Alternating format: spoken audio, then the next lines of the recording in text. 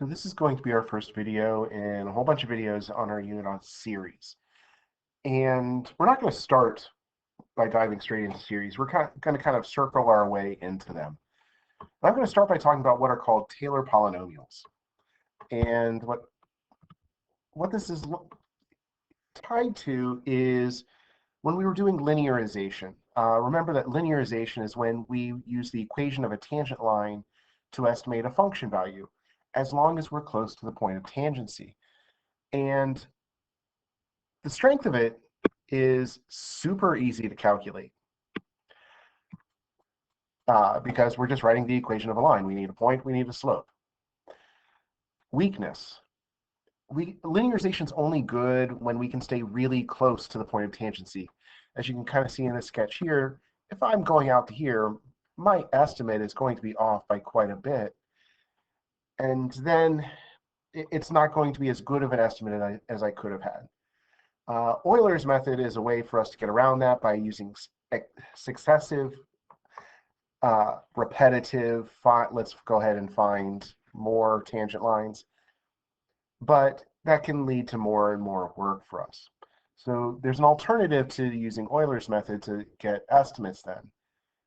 And what it is you're going to see me putting good in quotes as a side note here, because part of what we have to learn in the course of this unit is how do we know what a good estimate is? What makes an estimate good? So for this, the sign of x is the green here. So here's the sign of x.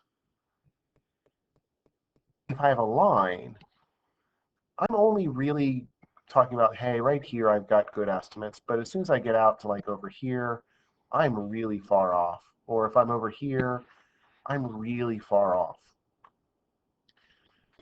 So the idea of this is, well, who says it has to be a line? Why not figure out a quadratic, a parabola? So, or a cubic, or a quartic, a quintic, and go with a polynomial, not just a degree 1 or linear, but to go higher and higher in degree. And as you can kind of see here, the higher degree we go, the longer that I stay close to my sine curve. You know, by the time we get out to order 9, which is the yellow, we follow along for quite a while.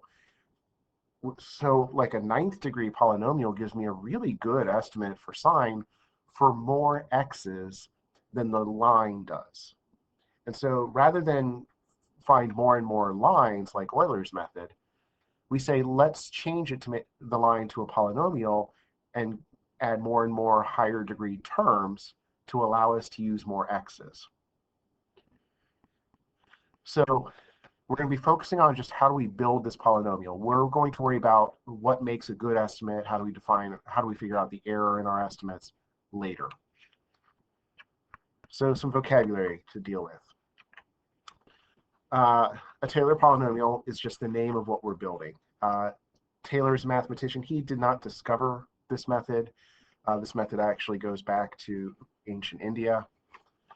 But Taylor wrote a common math book that described this process, and it's just been named after that. So Taylor isn't the mathematician who discovered it. Taylor is the mathematician who put it into a textbook.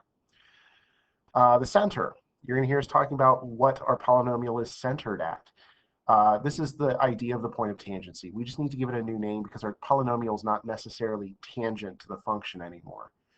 So we just say we refer to the center, but it's the exact same idea as the point of tangency. We then have order and degree. When we generate it, you're going to see that there's an exponent we stick on an x minus a term. The order is kind of that exponent.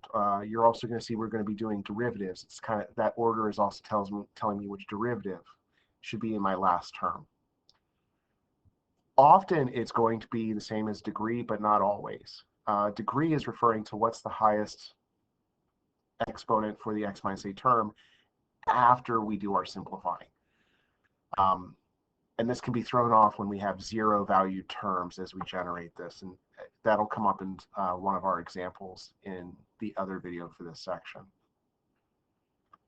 So the way we build a Taylor polynomial. Well, technically I should have put at the beginning here that f of x is approximately, because that's the point of this is to approximate a function. We start by just going ahead and we want f of a. So we want the function value at the center, a. We're going to divide by 0 factorial. Remember that 0 factorial is always going to be equal to 1. We just define 0 factorial to equal 1. Then I have x minus the center raised to the 0 power. Then I'm going to add on the first derivative with the center plugged in over 1 factorial times x minus the center raised to the first. This part right here is our linearization, because I have the y value from my function, a is the x value, f prime of a is the slope, so I do have a point in the slope. So this starts with the linearization. But then it says, well, let's go ahead and take the second derivative at the center over 2 factorial times x minus the center to the second power. The next term would be the third derivative with the center plugged in over 3 factorial times x minus the center to the third. And you can start, I'm hoping to see the pattern.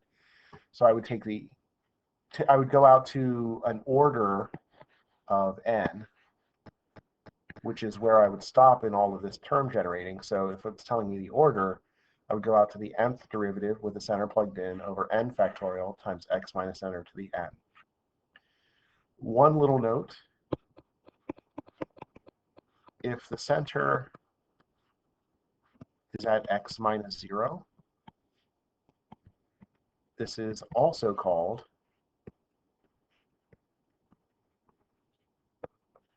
a Maclaurin polynomial. Oops, my apologies there.